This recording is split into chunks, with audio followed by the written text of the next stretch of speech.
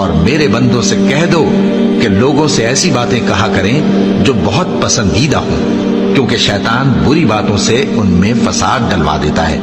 کچھ شک نہیں کہ شیطان انسان کا کھلا دشمن ہے۔ قرآن مجید کی 85ویں سورت سورہ بروج مکہ میں نازل ہوئی۔ یہ 22 آیات پر مشتمل ہے۔ یہ بھی مکہ معظمہ کے ابتدائی دور کی نازل شدہ صورتوں میں سے ہے۔ یہ صورت مکہ معظمہ کے اس دور میں نازل ہوئی جب ظلم و ستم پوری شدت کے ساتھ برپا تھا اور کفار مکہ مسلمانوں کو سخت سے سخت عذاب دے کر ایمان سے پھیر دینے کی کوشش کر رہے تھے۔ اس سورہ کی فضیلت کے لیے اتنا ہی کافی ہے کہ پیغمبر اسلام نبی آخر الزماں حضرت محمد مصطفیٰ صلی اللہ علیہ وآلہ وسلم نے ارشاد فرمایا، جو شخص اس سورت کو پڑھے تو اللہ رب العزت اسے ان افراد کی تعداد سے جو نماز جمعہ میں جمع ہوتے ہیں اور ان کی تعداد سے جو یوم عرفہ عرفات کے دن جمع ہوتے ہیں 10 گنا زیادہ حسنات عطا کرتا ہے۔ اور اس سورت کی تلاوت انسان کو خوف و ہراس اور مصائب سے رہائی بخشتی ہے۔ اعوذ باللہ من الشیطان الرجیم، بسم اللہ الرحمن الرحیم، والسماء ذات البروج۔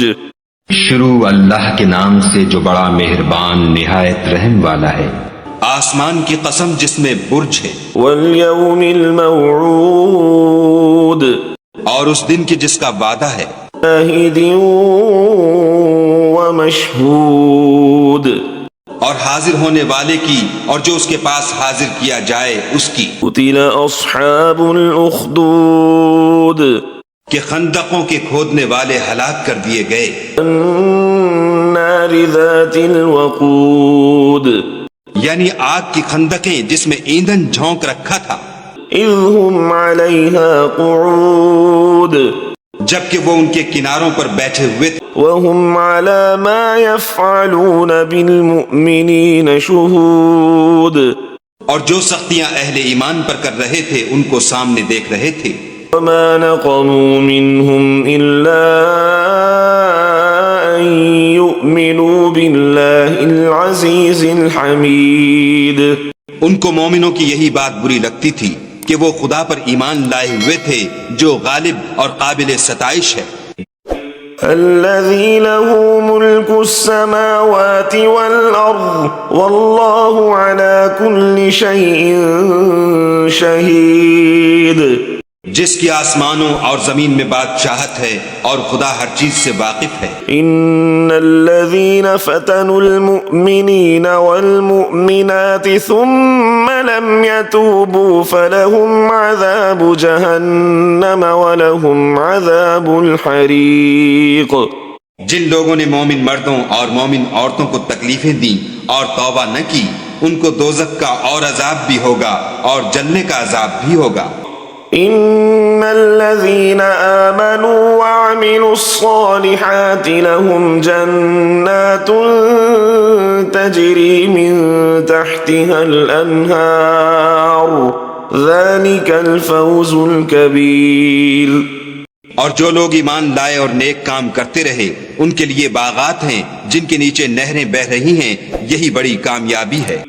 ان بطش ربك لشدید، بے شک تمہارے پروردگار کی پکڑ بہت سخت ہے۔ انه هو يبدئ ويعيد، وہی پہلی دفعہ پیدا کرتا ہے اور وہی دوبارہ زندہ کرے گا۔ وهو الغفور الودود، اور وہ بخشنے والا اور محبت کرنے والا ہے۔